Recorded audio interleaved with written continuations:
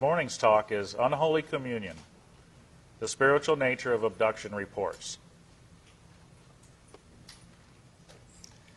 Before we start into this, I must give you a warning. Whenever I share this talk, I share this warning. It's important. The following information may change your preconceived notions of the alien abduction experience. What is alien abduction? This is taken from Wikipedia. Okay? The terms alien abduction or the abduction phenomenon describe subjectively real memories of being taken secretly and or against one's will by apparently non-human entities and subjected to complex physical and psychological procedures.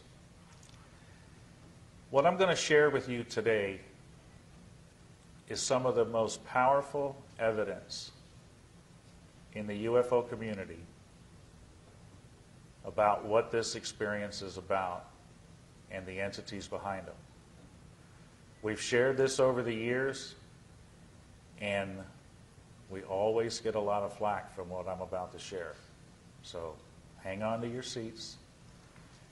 The way that I start with this is I have to take you back to where I started, because this has been a long process of 15 years to get to this point, and I want to share with you how we got here, because it's a sequence of events that you'll see how important all this is once it's all put together. A lot of people ask, how did you even become a UFO investigator? I mean, there's a lot of UFO investigator researchers out there, and it's probably a question some of you have asked. How do these people even get involved in this stuff? For me, it started in 1992. I worked for a major boat company in Florida. I'm from the Kennedy Space Center area, and I had some vacation time during the year in 1992. And I went to visit my brother, who was in the Air Force, stationed up at Elmendorf Air Force Base in Alaska. And I had a week's time off that I could go up there and visit with him. I took my son with me, and my mom went with me. And we went up to visit and have a good time, see the sights. But it's a 10-hour flight out of Orlando, Florida, to go to Alaska. That's a long time on a plane. I needed something to read to keep me occupied. While we were in the airport, I went to the little bookstores they have in the airport, magazines, books, snacks, things like that. I browsed through the magazines. I didn't see anything really that caught my attention. I'm not much into sports and politics and all that. So I went over to the books area, and I'm browsing through the paperbacks that they have. And I came across one particular book, and it caught my eye, and I picked it up and looked at the cover of it. And it looked like a science fiction book. I was an avid science fiction reader when I was a teenager in high school. I actually grew up as an Army brat, and I spent a lot of time overseas growing up in my younger years. We didn't have TV or radio and stuff like that to keep us occupied like you guys got today. So books were a great escapism. And mine was science fiction. I love science fiction. Robert Heinlein, Frederick K. Paul, H.G. Wells, it was great. And as I was looking at this book that I had picked up, it looked like a science fiction book. But when I turned it over and looked at the backside to read the synopsis on what it was about, I was puzzled, because here it looked like any other science fiction book I'd picked up, but it was saying that this was a story about an investigation that was done, and it was based with science fact and full of scientific research, and this was their documentation of their investigation. That book was UFO Crash at Roswell. I'd never heard about UFOs before. I might have seen movies of it, but it never connected. It wasn't something that I was concerned with at all in my life. I was hardworking at the boat company for many years already. Raising a son, so I was busy with everyday life. UFOs was the farthest thing from my mind. But when I read this book on that vacation trip, I was hooked. I thought, because all the things that I thought were fantasy in my younger years growing up, these people were saying was real. And how could that possibly be? So I had to know more. When I got back from the trip, I wanted to know more about this subject of UFOs and aliens. I got to have some answers to what I had just read. And it happened to be about 3 or 4 weeks after I got back. I was watching TV at home one night, and it was the local news, and they were doing interviews with local businessmen in the area and new businesses that were opening up. And they were interviewing a fellow who said, was sharing with everybody that he had just opened up a UFO museum on International Drive in Orlando, Florida. And he got into telling about all the information dealing with UFOs over the years and what he had in his museum. It was like a historical walkthrough museum, sort of like what they have downtown here in Roswell. And I thought, wow, this is a place I can go to find out some more. So over the next couple months, I made a number of trips over to meet this fellow, and him and his wife together were running the place. Nice little walkthrough museum, had books in front where you could purchase, little knickknacks and books and stuff like that dealing with UFOs. And as he saw me being local, coming back to see him a number of times, we finally started talking to each other. And he says, "You seem to have a very keen interest in this. Is there anything I can help you with?" And I told him about picking up that first book and it grabbing my attention, and I had to know more. And he says,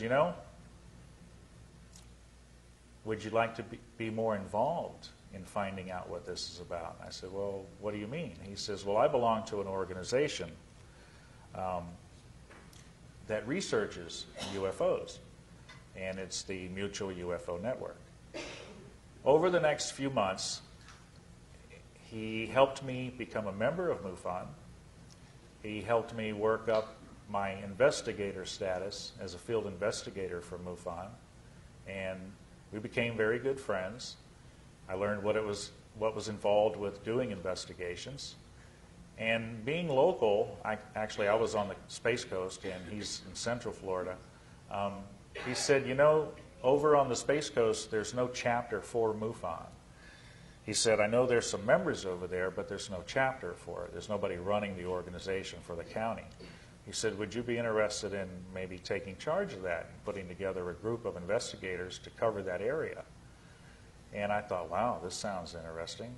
Here I'm going from knowing nothing about UFOs to getting one little book to now working up to I'm going to be in charge of doing investigations in my area. And we took time, we talked to the state director of Florida who lives up in Gulf Breeze and the assistant state director, and they told me what was involved with being a state section director for my county. And I had an interview with them. The fellow from the museum backed up for me because he was the state section director for Orange County there in Central Florida. And they put me through all the paces on what was involved, and I became state section director for the Kennedy Space Center area, Brevard County, Florida, in 1992. What better place to be a UFO investigator? One of the most top secret clearance areas in the country. They got an airspace that's totally controlled, so they say. But amazingly, over the years, we investigated UFOs over their airspace. So that gets quite interesting. So I had a good area to be involved in. We put together monthly meetings, which was required by this, as a state section director for the public to attend in our county. We used the public library. It was open to the public. We wanted to be able to share with the public what MUFON was doing and some of the cases we were working on, and just get them up to date on UFO information. I also had to put together a team of investigators, and it wasn't long before I had 5 good field investigators working under me. And we put the word out there through the sheriff's department, the police department, the fire department, and the news that if anybody reported a UFO sighting, that we would be glad to take the report and follow up on it, because they don't really care to do that. They don't know how to handle it. So we were there for them. This is what MUFON does.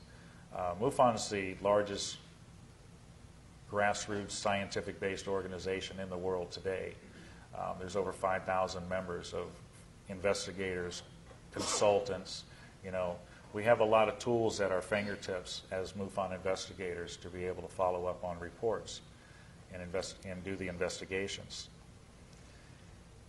As we held our monthly meetings, though, and we were doing sighting reports, we did a number of them over the first couple of years, we started to take a look at what was happening here with the UFO picture. And you know, doing sighting reports, we found after a couple of years of it, it's like chasing your tail. You know? How many sighting reports is it going to take till we figure out what this is? They've been going on since the 40s and 50s. They still don't have an absolute answer to what this phenomenon's about. And looking at the people coming to our meetings, we were hearing stories from people who were saying they were abductees or contactees. And we started listening to them, and they were saying that they had been in contact with these entities that are behind the UFO sightings. Well, we talked about this as investigators, and we said, you know, we can continue to do sightings forever. They've been going on forever, and we may never get to the truth with them. We need to get closer to the source. Well, the contactees and abductees saying they had been in contact with the entities, that's close to the source. So we decided to move our research closer to that source and get into abduction research and try to find out, being closer to the source, what this phenomenon was about.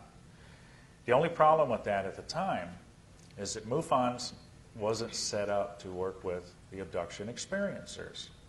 Okay, they're doing scientific-based investigations on UFO sightings.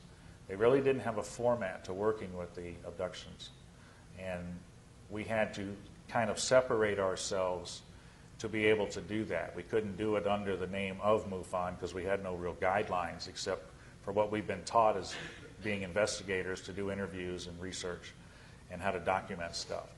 So we decided to set up a separate entity organization called CE4 Research. And CE4, Close Encounter of the Fourth Kind. That's what that stands for. You got first kind, second kind, third kind. Of course, you've all seen the movie, The Third Kind.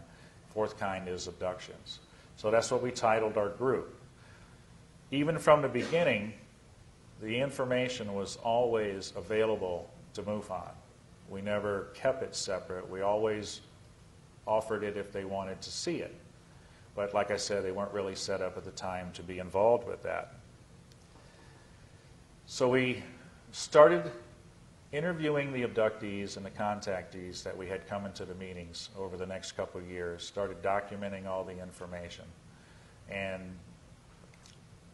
as we were doing this, we were also learning as much as we could from other researchers who were in this field, the big names, you know, that Bud Hopkins, Willie Strieber, John Mack, you know, they had done extensive research already. And because